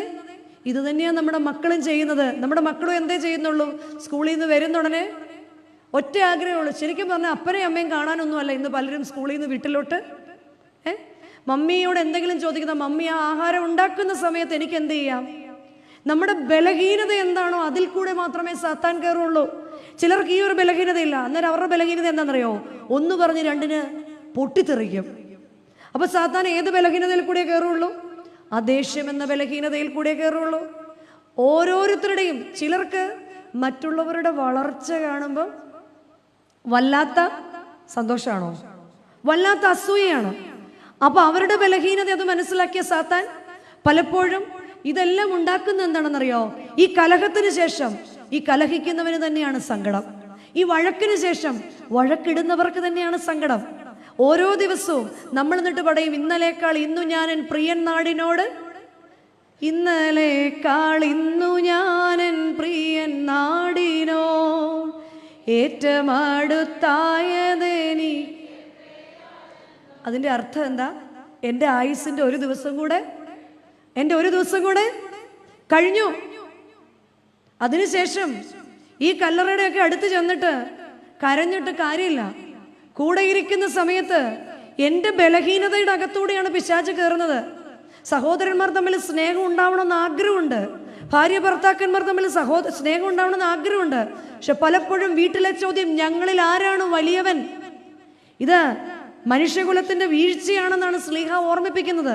സ്വർഗത്തിൽ നിന്ന് വെട്ടേറ്റ് ഭൂമിയിൽ വന്നവൻ ഈ ബലഹീനതയിൽ കൂടിയാണ്, നമ്മുടെ വീക്ക്നെസ്സിൽ കൂടെ മാത്രമേ നമ്മുടെ വീട്ടിനകത്ത് കയറുള്ളൂ. ഓരോരുത്തരുടെയും വീക്ക്നെസ് വ്യത്യസ്തമെന്ന് മാത്രം. മൂന്നാമത്തെ വീഴ്ച അശ്രദ്ധ കൊണ്ടുണ്ടാകുന്ന വീഴ്ച. എന്തോരം നാളായിട്ട് ഇതെല്ലാം കേൾക്കുക, ഈ കേൾക്കുന്നതല്ലാതെ എനിക്ക് പാലിക്കാൻ സാധിക്കുന്നില്ലെങ്കിൽ ഞാൻ മനഃപൂർവ്വം ഉണ്ടാക്കുന്ന അശ്രദ്ധയത്. ഈ സന്ധ്യപ്രാർത്ഥന, പ്രഭാത പ്രാർത്ഥന എൻ്റെ ഭവനത്തിൽ ചിട്ടയുള്ളതാകണമെന്ന് ഞാൻ ഓർമ്മ വെച്ച നാള് തൊട്ട് കേൾക്കുകയാണ്. കയർത്ത് സംസാരിക്കരുതെന്നും ദൈവത്തിൻ്റെ പരിശുദ്ധാത്മാവിൻ്റെ സാന്നിധ്യം ഉണ്ടാകണമെന്നും ഞാൻ ഓർമ്മ വെച്ച നാള് തൊട്ട് കേൾക്കുകയാണ്. പരിശുദ്ധനായ ദൈവത്തിൻ്റെ മുൻപിൽ നിൽക്കുമ്പോൾ നിന്റെ ഹൃദയത്തെ ദൈവസന്നിധിയിൽ പകരണമെന്ന് ഞാൻ ഓർമ്മ വെച്ച നാൾ തൊട്ട് കേൾക്കുകയാണ്. എൻ്റെ ആരാധനയിൽ അലസതയില്ലാതെ നിൽക്കണമെന്ന് ഞാൻ ഓർമ്മ വെച്ച അരുണോദയപുത്രനായ ശുക്ര, നീ ഏതിൽ വീണു എന്ന് നീ നിന്നോട് തന്നെ ചോദിച്ചു നോക്കുക. സ്ലീഹ ഓർമ്മിപ്പിക്കുന്ന രണ്ടാമത്തെ ചോദ്യം അതാണ്. മൂന്നാമത്തെ ചോദ്യമാണ് വിശുദ്ധ യൂദായുടെ ലേഖനം 1-ാം അധ്യായത്തിന്റെ 7-ാം വാക്യം. അതുപോലെ സോദോമും ഗൊമോറയും ചുറ്റുമുള്ള പട്ടണങ്ങളും അവർക്ക് സമമായി ദുർനടപ്പ് ആചരിച്ച് അന്യജഡം മോഹിച്ച് നടന്നതിനാൽ നിത്യാഗ്നിയുടെ ശിക്ഷാവിധി സഹിച്ചുകൊണ്ട് ദൃഷ്ടാന്തമായി കിടക്കുന്നു. ദൃഷ്ടാന്തമായി കിടക്കുന്നു എന്ന് പറഞ്ഞാൽ നമ്മുടെ മുൻപിൽ എക്സാമ്പിൾ ആയിട്ട് കിടക്കുന്നു. ആര്? Sodom Gomorrah. അവരെന്ത് ചെയ്തു? അവര് ദുർനടപ്പ് ആചരിക്കുകയും അന്യജഡം മോഹിച്ച് നടക്കുകയും ചെയ്തു. ദുർനടപ്പ് ആചരിക്കുകയും അന്യജഡം മോഹിച്ച് നടക്കുകയും ചെയ്തു. അവരെ എങ്ങനെയാണ് യഹോവയാം ദൈവം ശിക്ഷിച്ചത്? നമ്മൾ മലയാളത്തിൽ പറയും തീയും ഗന്ധകവും അയച്ച് ആ ദേശത്തെ ശിക്ഷിച്ചു. ഒരു പട്ടണത്തെ അല്ല, 5 പട്ടണത്തെ.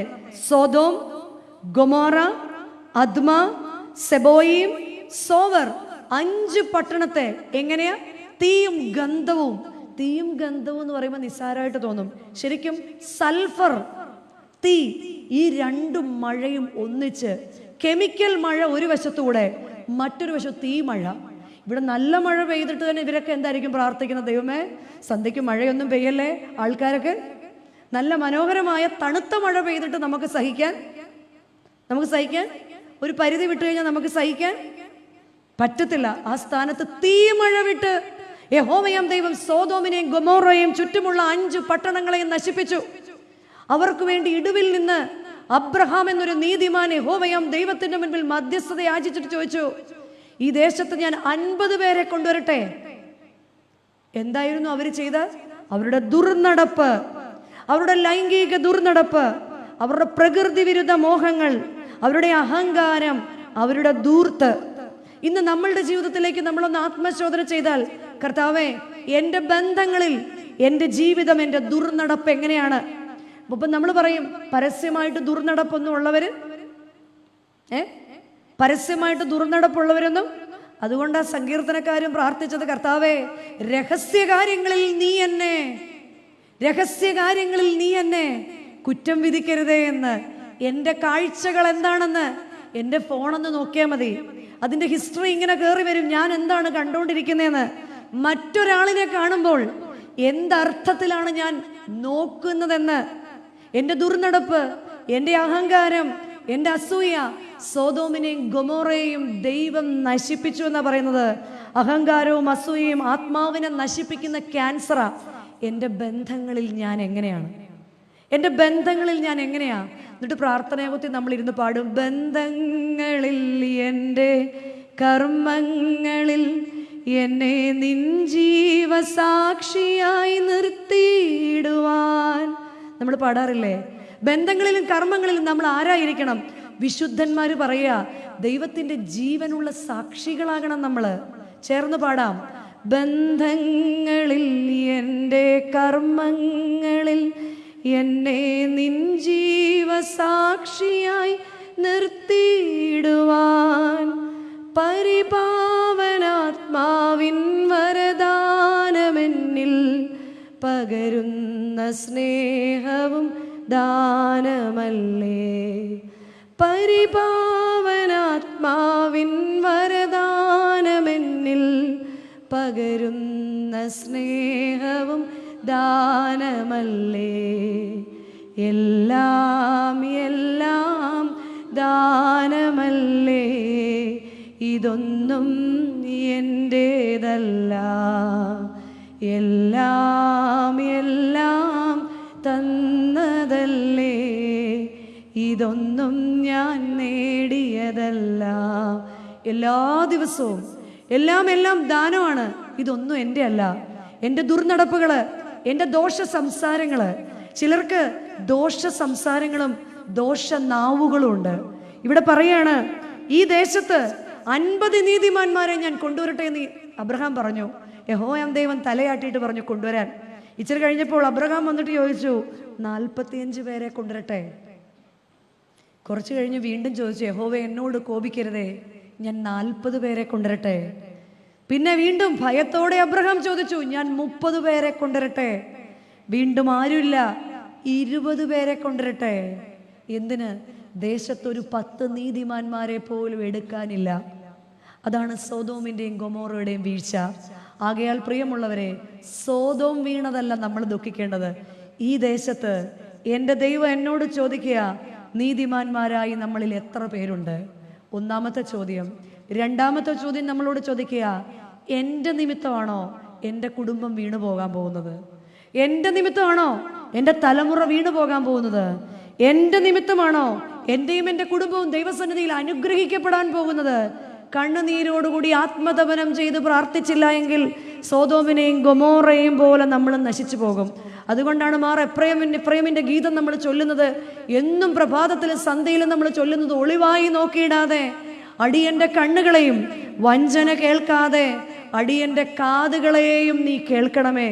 എൻ്റെ അധരങ്ങൾക്കെന്നും കാവലായിട്ട് നിൽക്കണമേ എന്നും എൻ്റെ ഉള്ളിൽ ദോഷം ചെയ്യാനുള്ള ചിന്തകൾ ഉണ്ടാകരുതേ എന്നും പ്രാർത്ഥിച്ചുകൊണ്ട് നാലാമത് സ്ലീഹ ഓർമ്മിപ്പിക്കുന്ന കാര്യം, വിശുദ്ധ യൂദാലേഖനം 1-ാം അധ്യായം 9-ാം വാക്യം. മോശയുടെ മരണസമയത്ത്, നമുക്കെല്ലാവർക്കും അറിയാം, മോശയുടെ മരണസമയത്ത് മോശയുടെ ആത്മാവിനെ വഹിക്കുവാൻ വേണ്ടി ആര് കടന്നു വന്നു? മീഖായേൽ കടന്നു വന്നു. അതോടൊപ്പം തന്നെ സാത്താന്റെ സൈന്യവും മീഖായേലിന്റെ കയ്യിൽ നിന്ന് മോശയുടെ ശവശരീരത്തെ പിടിച്ചു വാങ്ങാൻ ശ്രമിച്ചു. കാരണം എന്താണ്? അവന് നേരെ വിധി ചൊല്ലി, ഇവൻ മിഥ്യാനനെ കൊന്നവനാണ്, ഒരു കൊലക്കുറ്റമുണ്ട്. എന്നാൽ മീഖായേൽ ദൈവപുരുഷനായ മോശയുടെ ആത്മാവിനെ ചേർത്ത് പിടിച്ചിട്ട് കർത്താവിന്റെ നാമത്തിൽ ബത്സിക്കുക മാത്രമാണ് ചെയ്തത്, ദുഷിക്കുകയല്ല ചെയ്തത്, ബത്സിക്കുക മാത്രമാണ് ചെയ്തത്. എന്നാൽ ഇവരോ 1-ാം അധ്യായത്തിന്റെ 10-ാം വാക്യത്തിൽ പറയാണ്, ദുരുപദേശക്കാരെ കുറിച്ച് പറയാണ്, തങ്ങൾ അറിയാത്തവയെല്ലാം ദുഷിക്കുന്നവരാണ്. വീണ്ടും പറയാണ്, ബുദ്ധിയില്ലാത്ത മൃഗത്തെ പോലെ സ്വാഭാവികമായി ഗ്രഹിക്കുന്നതിലൊക്കെയും തങ്ങളെ തന്നെ വഷളാക്കുന്നവരാണ്. 1-ാം അധ്യായം 10-ാം വാക്യം. എന്നാൽ ഇവരോ തങ്ങൾ അറിയാത്തതിനെല്ലാം ദുഷിക്കുന്നവരാ. നമ്മളോട് തന്നെ ചോദിച്ചേ, നമുക്കറിയാത്ത, ബുദ്ധിക്ക് നിരക്കാത്ത എല്ലാ കാര്യങ്ങൾക്കും നമുക്ക് അഭിപ്രായമുണ്ട് അല്ലേ? നമുക്കറിയാത്ത ഒരു രോഗിയെ കാണാൻ നമ്മളൊരു വീട്ടിൽ ചെന്നാൽ എല്ലാം കണ്ടു, പാട്ടും കഴിഞ്ഞു, പ്രാർത്ഥനയും കഴിഞ്ഞു, ആശ്വാസവും കഴിഞ്ഞ് ഇറങ്ങാൻ നേരത്ത് പറഞ്ഞു, എന്ത് നമ്മൾ പറയും? പ്രാർത്ഥിക്കാം അമ്മാമേ, പ്രാർത്ഥിക്കണം. അപ്പോൾ അവർ തിരിച്ചു പറയും പ്രാർത്ഥിക്കണം. അപ്പം നമ്മളാണ് ദീർഘശ്വാസം വിട്ടിട്ട് പറയുന്നത്, ഞങ്ങളുടെ അമ്മാച്ചനും ഇതുപോലെ ആയിരുന്നു, പക്ഷെ 1.5 മാസമേ ജീവിച്ചുള്ളൂ. നമ്മളറിയാത്ത എല്ലാ കാര്യത്തെക്കുറിച്ച് സംസാരിക്കാൻ നമ്മൾ പലപ്പോഴും ശ്രമിക്കാറുണ്ട്. 2, നമ്മളെക്കാൾ കൂടുതൽ പലർക്കും ഉള്ളതിനെ നോക്കി ദുഷിക്കുന്നവരാണ് നമ്മൾ. മറ്റുള്ളവരുടെ വിശ്വാസത്തെ നമ്മൾ ദുഷിക്കും, എല്ലാ കാര്യങ്ങളെയും ദുഷിക്കുന്നു. എന്നേക്കാൾ കൂടുതൽ ആരെങ്കിലും അടുത്ത ഭരണസമിതി ചെയ്താൽ നമ്മൾ ദുഷിക്കും. ആരെന്നെ കൂടുതൽ നല്ലത് ചെയ്താലും ബുദ്ധിയില്ലാത്ത മൃഗത്തെ പോലെ സ്വാഭാവികമായി ഗ്രഹിക്കുന്നതൊക്കെയും തങ്ങളെ തന്നെ വഷളാക്കുന്നവർക്ക് അയ്യോ കഷ്ടം എന്നാണ് വിശുദ്ധ വേദപുസ്തകം പറയുന്നത്. അവർക്ക് അയ്യോ കഷ്ടം. കാരണം അവർ കയ്യിൻ്റെ വഴികളിൽ നടക്കുകയും ബിലയാമിന്റെ വഞ്ചനകളിൽ തങ്ങളെ തന്നെ ഏൽപ്പിക്കുകയും കോരഹിന്റെ മത്സരത്തിൽ നശിച്ചു പോകുകയും ചെയ്യുന്നവരാണ്. ഇവരുടെ പ്രത്യേകത എന്താണ്? ഈ പിശാചിനെ പോലും മുഖ്യദൂതനായ മീഖായേൽ യേശുവിന്റെ നാമത്തിൽ ബത്സിച്ച് മാത്രമേ ഉള്ളൂ. പക്ഷെ നമ്മളോ എല്ലാത്തിനും ഒപ്പം. ഒരു ദിവസം നമുക്ക് ഏറ്റവും കൂടുതൽ എനർജി വേണ്ടത് വീട്ടിൽ പരസ്പരം യുദ്ധം ചെയ്യാനാ, അല്ലേ? യുദ്ധം ചെയ്യാനാ. നമുക്ക് എല്ലാ കാര്യങ്ങളെക്കുറിച്ചും യുദ്ധത്തിനുള്ള ഒരു തയ്യാറെടുപ്പിലാണ് നമ്മൾ പലപ്പോഴും നിൽക്കുക. എന്നാൽ ഇവിടെ പറയാണ്, അവർക്ക് അയ്യോ കഷ്ടം, അവർ കയ്യിൻ്റെ വഴികളിൽ നടക്കുന്നവരാണ്. എന്താണ് കയ്യിൻ്റെ വഴി? കയ്യിൻ്റെ വഴി സഹോദര സ്നേഹമില്ലാത്ത വഴിയാ, കടമകളെ ലംഘിച്ച വഴിയാ. മാതാപിതാക്കളോടുള്ള കടമകളെ ലംഘിച്ചവനാണ് കയ്യൻ. സഹോദരനോടുള്ള കടമകളെ ലംഘിച്ചവനാണ് കയ്യൻ. ദൈവത്തോടുള്ള കടമകളെ ലംഘിച്ചവനാണ് കയ്യൻ. ദൈവത്തോട് അനുസരണക്കേട് കാട്ടി മാതാപിതാക്കളുടെ വിധേയത്വമില്ലായ്മ കാട്ടി സ്വന്തം സഹോദരനെ കൊന്നുകളഞ്ഞു. മാതാപിതാക്കളോടുള്ള നമ്മുടെ ബന്ധത്തിൽ എങ്ങനെയാണ് ഞാനും നിങ്ങളും നമ്മുടെ കടമകളെ നിർവഹിക്കുന്നത്? മാതാപിതാക്കളോടുള്ള ബന്ധത്തിൽ, സഹോദരങ്ങളോടുള്ള ബന്ധത്തിൽ വിശുദ്ധ യോഹന്നാൻ ലേഖനം 1 യോഹന്നാൻ 4-ാം അധ്യായത്തിന്റെ 12-ാം വാക്യം പറയാണ്, ആരും ദൈവത്തെ കണ്ടിട്ടില്ല. നാം തമ്മിൽ തമ്മിൽ സ്നേഹിക്കുന്നുവെങ്കിൽ ദൈവം നമ്മിലും വസിക്കുകയാണ്. അങ്ങനെയുള്ളവന് മാത്രമേ ദൈവത്തെ കാണാൻ സാധിക്കുക. ഞാൻ ദൈവത്തെ സ്നേഹിക്കുന്നു എന്ന് പറയുകയും സഹോദരനെ പകയ്ക്കുകയും ചെയ്യുന്നവൻ കയ്യിന്റെ വഴിയിൽ നടക്കുന്നവനാണ്. ചിന്തിച്ചുകൊള്ളുക, ഞാൻ കയ്യിന്റെ വഴിയിൽ നടക്കുന്ന ആളാണോ? രണ്ടാമത് പറയാ, ബിലയാമിന്റെ വഞ്ചനയിൽ തങ്ങളെ തന്നെ ഏൽപ്പിക്കുന്നവർ. ബിലയാം എന്ത് തെറ്റാണ് ചെയ്തത്? ദ്രവ്യത്തിനു വേണ്ടി ദൈവജനത്തെ ഒറ്റുകൊടുത്തവനാണ് ബിലയാം. നമ്മളും പലപ്പോഴും നമ്മളോട് ചോദിക്കുക, എന്താ പള്ളി വരാത്തെന്ന് ചോദിച്ചാൽ പറയും, അയ്യോ അത് ജോലി ഉണ്ടായിരുന്നു, ആകെ ഒരു ദിവസം അവധിയുള്ളൂ, ഇന്ന് ഒത്തിരി കാര്യങ്ങളുണ്ടായിരുന്നു. ഇങ്ങനെ ബിലയാമിന് ധനത്തെയാണ് നമ്മൾ ദൈവത്തെക്കാൾ കൂടുതൽ പലപ്പോഴും സ്നേഹിക്കുന്നത്. എന്തെങ്കിലും ചോദിച്ചു കഴിഞ്ഞാൽ നമ്മളിങ്ങനെ പിടിച്ച് ശരിയാണ്, നമ്മൾ ഉണ്ടാക്കുന്ന സമ്പത്തിന്റെ കസ്റ്റോഡിയൻ നമ്മളാണ്. എത്ര കൊടുക്കണമെന്ന് തീരുമാനിക്കുന്നത് നമ്മളാണ്. പക്ഷെ എളിയവനെ ആദരിക്കുന്നവനാണ് ഭാഗ്യവാൻ. കാരണം അവൻ യഹോവയ്ക്കാണ് കടം കൊടുക്കുന്നത്, യഹോവയ്ക്കാണ് വായ്പ കൊടുക്കുന്നത്. ബിലയാമിന്റെ വഞ്ചനയിൽ താനിടാത്ത മുട്ടയ്ക്ക് മുകളിൽ അടയിരിക്കുന്ന തിത്തിരി പക്ഷിയെ പോലെ നമ്മൾ ഈ കാവലിരിക്കുന്നതൊക്കെ അനുഭവിക്കാൻ നമ്മൾ ഉണ്ടാവുമോ? അല്ലെങ്കിൽ നമ്മളെ കൊണ്ട് ഇത് നമ്മുടെ മക്കൾ ഒരു പരിധി കഴിഞ്ഞാൽ തൊടിയിക്കത്തില്ല എന്നുള്ള സത്യം നമ്മൾ മനസ്സിലാക്കണം. നമ്മൾ അധികാരത്തിലിരിക്കുമ്പോൾ മാത്രമേ ഉള്ളൂ ഈ പൈസ എടുത്ത് തിരിച്ചിടാനും മറിച്ചിടാനും നമ്മൾ പോവുള്ളൂ. നമ്മുടെ ബലം ക്ഷയിച്ചു കഴിയുമ്പം മോനെ 1000 രൂപ എടുത്തുകൊണ്ട് വരാമോ എന്ന് ചോദിച്ചാൽ പറയുന്ന ചോദ്യം എന്താ മറുപടി? പപ്പായിക്ക് ഇപ്പൊ എന്തിനാ? ആരുടെ പൈസ? ആരുടെ പൈസ? പപ്പായിക്ക് ഇപ്പൊ പൈസ എന്തിനാ? വേണ്ടതെല്ലാം കിട്ടുന്നില്ലേ? മോനെ സ്വന്തം പെൻഷനിൽ നിന്ന് ഒരു 2000 രൂപ ചോദിച്ചാൽ മമ്മിക്ക് ഇപ്പൊ എന്തിനാ? ഇവിടെ എല്ലാത്തിനും ആരുടെ പൈസയാ? താനിടാത്ത മുട്ടയ്ക്ക് മുകളിൽ അടയിരിക്കുന്ന തിത്തിരി പക്ഷിയെ പോലെ. എന്നാൽ നിന്റെ അപ്പത്തെ വെള്ളത്തിന്മേലെറിയ, ഞാൻ നിനക്ക് ഇരട്ടിയായിട്ട് പകരം തരുമെന്ന കർത്താവ് പറഞ്ഞിരിക്കുന്നത്. അങ്ങനെയല്ലാത്തവൻ ബിലയാമിന്റെ വഞ്ചനയിൽ തന്നെ ചതിക്കുന്നവനാണ്. ദൈവത്തിന്റെ പ്രവാചകനാണ് ബിലയാം. ദൈവജനത്തിന്റെ രഹസ്യങ്ങൾ അറിയുന്നവനാണ് ബിലയാം. ദൈവകാര്യങ്ങളുടെ മർമ്മങ്ങളെ അറിയുന്നവനാണ് ബിലയാം. എന്നാൽ സംഖ്യാപുസ്തകം 20-ാം അധ്യായം മുതൽ നമുക്ക് കാണാൻ സാധിക്കും, ദൈവത്തെക്കാൾ കൂടുതൽ ബാലാക്ക് നീട്ടുന്ന ദ്രവ്യത്തെ സ്നേഹിച്ചു. പലപ്പോഴും നമ്മളും ശരിയാണ്, നമുക്ക് സമ്പാദ്യങ്ങൾ വേണം, നമുക്ക് സ്വത്തുക്കൾ വേണം, നമുക്കെല്ലാം വേണം. പക്ഷേ ഏതിൻ്റെയും അളവും ഏതിൻ്റെയും വീതവും ദൈവത്തിനു വേണ്ടി കൊടുക്കുവാൻ തക്കവണ്ണം തലമുറയെ പഠിപ്പിക്കേണ്ട ശീലം നമ്മളിൽ പലരും കൊടുക്കുന്നവരാണ് കേട്ടോ. പക്ഷെ കൊടുക്കുന്നത് നമ്മുടെ കുഞ്ഞുങ്ങൾ അറിയണം. നമ്മുടെ കുഞ്ഞുങ്ങൾ അറിയണം. നമ്മൾ കൊടുക്കുന്നതിന് മുൻപുള്ള പരസ്പരമുള്ള ചർച്ചയിൽ പുച്ഛത്തോടെ ഒക്കെയാണ് കൊടുക്കുന്നതെങ്കിൽ നമ്മുടെ കുഞ്ഞുങ്ങളുടെ തലമുറയാവുമ്പോഴത്തേക്ക് അവർ വിചാരിക്കും, എന്തിനു വേണ്ടിയാണ് കൊടുക്കുന്നത്? അതിൻ്റെ ആവശ്യമില്ല. മൂന്നാമത് പറയുകയാണ്, അയ്യോ കഷ്ടം, കോരഹിന്റെ മത്സരത്തിൽ നശിച്ചു പോവുക. നേരത്തെ നമ്മൾ പറഞ്ഞു എന്താ പറ്റിയ കോരഹിനെന്ന്. കോരഹ് മോശ ദൈവജനത്തെ നയിക്കുന്നത് കണ്ടപ്പോൾ കോരഹിനും ദാഥാനും അബീരേമിനും ആ കുലത്തിലെ 250 പേർ മോശക്കെതിരെ സംസാരിച്ചിട്ട് പറഞ്ഞു, മോശ അത്ര വലിയവനൊന്നും അല്ല, മോശയ്ക്ക് ഞങ്ങളെക്കാൾ യോഗ്യത കൂടുതലൊന്നും ഇല്ല. നമ്മളും പലപ്പോഴും ആവശ്യത്തിനും ആവശ്യമില്ലാതെയും അധികാരികളോട് ചോദ്യം ചെയ്യുന്നൊരു, അച്ഛൻ ഇപ്പൊ എന്തിനാ അങ്ങോട്ട് പോകുന്നത്, അച്ഛൻ ഇപ്പൊ എന്തിനാ ഇങ്ങോട്ട്, ഞങ്ങളുടെ പണ്ടത്തെ അച്ഛൻ ഇങ്ങനെയല്ലായിരുന്നു, അച്ഛൻ അങ്ങനെയായിരുന്നു. സ്കൂളിൽ വന്നാല് ടീച്ചർ, പണ്ടത്തെ ടീച്ചർ ഇങ്ങനെയല്ലായിരുന്നു, ഈ ടീച്ചർ. നമുക്കെല്ലാത്തിനും കോരഹിന്റെ മത്സരമുള്ളവരായിരുന്നു. അതിന് മക്കളുടെ മുൻപിലിരുന്ന് നമ്മൾ ഈ ഡിസ്കഷനൊക്കെ ചെയ്യും. അതുകൊണ്ട് കണ്ടിട്ടില്ലേ, ഇപ്പോഴത്തെ കുഞ്ഞു പിള്ളേർ പോലും അപ്പച്ചന്മാരെ അമ്മച്ചിമാരെ പോലും ചോദ്യം ചെയ്യും. നമ്മളത് വലിയ തമാശയായിട്ട് കേട്ട് എൻജോയ് ചെയ്യും അല്ലേ? തമാശയായിട്ട് കേട്ട് ഈ അപ്പച്ചൻ എന്ന് തമാശ കുഞ്ഞു വായിൽ പറയുന്നത് കേൾക്കുമ്പോൾ നമുക്ക് തമാശയാ. പക്ഷെ ഈ കോരഹിന്റെ മത്സരങ്ങൾ കേട്ട് ശീലിച്ച് നമ്മുടെ മക്കൾ വളരരുത്. മോശ എന്ത് ചെയ്തു? മോശ പറഞ്ഞു, ഞാൻ നിങ്ങളിൽ നിന്ന് വലിയവനല്ല. പക്ഷെ യഹോവയുടെ സന്നിധിയിൽ കമന്നു വീണ് പ്രാർത്ഥിച്ചു. യഹോവയാം ദൈവം മോശയ്ക്ക് അരുളപ്പാട് കൊടുത്തു. മോശ കോരഹിനോടും 250 പേരോടും പറഞ്ഞു, നിങ്ങൾ വരിക, നമുക്ക് യഹോവയുടെ മുൻപാകെ ധൂപം അർപ്പിക്കാം. അവരൊന്നു ചേർന്ന് യഹോവയുടെ മുൻപാകെ ധൂപം അർപ്പിച്ചു. മോശ പെട്ടെന്ന് ദൈവജനത്തോട് പറഞ്ഞു, നിങ്ങളെല്ലാം മാറി നിൽക്കുക. പെട്ടെന്ന് ഭൂമി പിളർന്നു. കോരഹും ദാഥാനും അബീരേമും ഭൂമിയുടെ അടിയിലേക്ക് പോയി. വീണ്ടും ആ 250 പേർ ചുറ്റും നിൽക്കുകയാണ്. മോശ ദൈവജനത്തോട് പറഞ്ഞു, അവരുടെ ഇടയിൽ നിന്നും മാറിപ്പോകുക. അവരുടെ ധൂപത്തിൽ നിന്നും തീ ആളിക്കത്തി അവർ വെന്തുപോയി. ഇത് കണ്ട് ഇസ്രായേൽ ജനം മോശയ്ക്കെതിരെ പിറുപിറുത്തു. മിസ്രൈമിൽ നിന്ന് ഞങ്ങളെ കൊണ്ടുവന്ന് വഴിയിൽ കൊന്നുകളയുകയാണോ എന്ന് ചോദിച്ചു. മോശ ദൈവജനത്തോട് പറഞ്ഞു, ദൈവത്തിനെതിരെ, ദൈവമാക്കി വെച്ചിരിക്കുന്നവർക്കെതിരെ നിങ്ങൾ പിറുപിറുക്കരുത്. മോശ പെട്ടെന്ന് അഹറോനോട് പറഞ്ഞു, ധൂപപാത്രവുമായിട്ട് ദൈവജനത്തിനിടയിലേക്ക് ചെല്ലുക. ആ നേരം കൊണ്ട് അനേകർക്ക് പുണ്ണു വന്ന് വീഴാൻ തുടങ്ങി. രോഗബാധിതരായി അവർ മരിച്ചു വീഴാൻ തുടങ്ങി. അഹറോൻ ധൂപം വീശി ധൂപമേറ്റവരെല്ലാം രക്ഷപ്പെടുകയും ചെയ്തു. പലപ്പോഴും നമ്മൾ പലരെയും ചോദ്യം ചെയ്യുമ്പോഴും നമ്മൾ വിചാരിക്കണം, അവരെ അവിടെ ആക്കി വെച്ചിരിക്കുന്നത് ദൈവം. കുടുംബത്തിൽ ഒരാളെ കഴിവുണ്ടെങ്കിലും കഴിവില്ലെങ്കിലും അപ്പനാക്കി വെച്ചിരിക്കുന്നത് ദൈവമാണ്. കഴിവുണ്ടെങ്കിലും കഴിവുകേടുണ്ടെങ്കിലും അമ്മയാക്കി വെച്ചിരിക്കുന്നത് ദൈവമാണ്.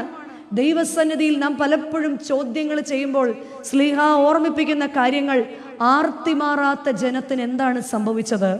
ആർത്തിമാറാത്ത ഇസ്രായേൽ ജനത്തെ ദൈവം ശോധന ചെയ്തു. വീണ്ടും അധികാരമോഹം മാറാത്ത സ്വർഗീയ ഗണങ്ങളായ മാലാഖമാർക്ക് എന്താണ് സംഭവിച്ചത്? ദൈവം അവരെ നിത്യ ചങ്ങലക്കിട്ടു. 3, അനുസരണക്കേടുള്ള ജനത്തിന് എന്താണ് സംഭവിച്ചത്? സോദോമും ഗൊമോറയും നശിച്ചു. 4, ഈ മത്സരികളായ ജനത്തിനിടയിൽ പ്രിയമുള്ളവരെ നമ്മൾ ജീവിക്കുമ്പോൾ വിശുദ്ധന്മാർ നമുക്ക് കാണിച്ചു തന്ന ഇത്ര വലിയ രക്ഷ. സ്വരൂപത്തിലും സാദൃശ്യത്തിലും സൃഷ്ടിക്കപ്പെട്ട മനുഷ്യൻ പാപത്തിന്റെ അഗാധഗർത്തത്തിൽ വീണുപോയപ്പോൾ, പറുദീസയുടെ അനുഭവം അവന് നഷ്ടപ്പെട്ടപ്പോൾ, ന്യായപ്രമാണത്താലും പ്രവാചകന്മാരും എന്നാലും മനുഷ്യനെ വീണ്ടെടുക്കുവാൻ പിതാവാം ദൈവം മാലാഖമാരുടെ നാട്ടിൽ നിന്ന്, ക്രോപകൾ വഹിക്കുന്ന തേരിൽ നിന്ന്, സ്വർഗസിംഹാസനത്തിൽ ആരൂഢനായിരിക്കുന്ന പരിശുദ്ധ പിതാവിന്റെ വലതുഭാഗത്തിരിക്കുന്ന പുത്രനെ ഭൂമിയിലേക്ക് അയച്ചു. നമുക്ക് മുൻപിൽ മാതൃകയാക്കി തീർത്തു. നമുക്ക് സത്യോപദേശങ്ങളെ നൽകി. അവരിൽ നിന്ന് അപ്പോസ്തലന്മാരിലേക്ക് അത് പോയി. അപ്പോസ്തലന്മാരിൽ നമ്മുടെ പിതാക്കന്മാരിലേക്ക് പോയി. ഈ ക്രൂശിലെ വലിയ രക്ഷ ഇനിയും ഗണ്യമാക്കാതെ പോയാൽ നമ്മൾ എങ്ങനെ തെറ്റിയൊഴിയും? പരിശുദ്ധനായ പരിമല തിരുമേനിയുടെ ജീവിതത്തിൽ കൂടി കടന്നു പോകുമ്പോൾ പരിശുദ്ധൻ നമ്മെ ഓർമ്മിപ്പിക്കുകയാണ്. ആകയാൽ പ്രിയമുള്ളവരെ, നിങ്ങളുടെ അതിവിശുദ്ധ വിശ്വാസത്തെ കാത്തുരക്ഷിക്കുന്നതിനായിട്ട് സ്വയം ആത്മീക വർധനവ് വരുത്തിയും പരിശുദ്ധാത്മാവിൽ പ്രാർത്ഥിച്ചും നിത്യജീവനായി കാത്തിരുന്നും ദൈവസ്നേഹത്തിൽ നമ്മെ തന്നെ സൂക്ഷിക്കണം. ഇതാണ് വിശുദ്ധന്മാർ ഈ ഭൂമിയിൽ അവരുടെ ജീവിതത്തിൽ കൂട്ടി കാട്ടിത്തന്ന സത്യമാർഗം. നമ്മുടെ തലമുറയുടെ മുൻപിലും അത് കാണിച്ചു കൊടുക്കുവാൻ, പരിശുദ്ധന്റെ വിശുദ്ധ പാതയെ അനുധാവനം ചെയ്യുവാൻ ദൈവത്തിന്റെ പരിശുദ്ധാത്മാവ് നമ്മെല്ലാവരെയും സഹായിക്കട്ടെ എന്ന് പ്രാർത്ഥിച്ചുകൊണ്ട് ആശംസിച്ചുകൊണ്ട് എൻ്റെ വാക്കുകളെ നിർത്തുന്നു. ദൈവം എല്ലാവരെയും അനുഗ്രഹിക്കട്ടെ. അതിപരിശുദ്ധമായ ഈ സന്ധ്യയിൽ ഒരുമിച്ചായിരിക്കാൻ ഇടവരുത്തിയ സർവശക്തനായ ദൈവത്തിന് കോടാനുകോടി സ്തുതി സ്തോത്രങ്ങൾ അർപ്പിക്കുന്നു.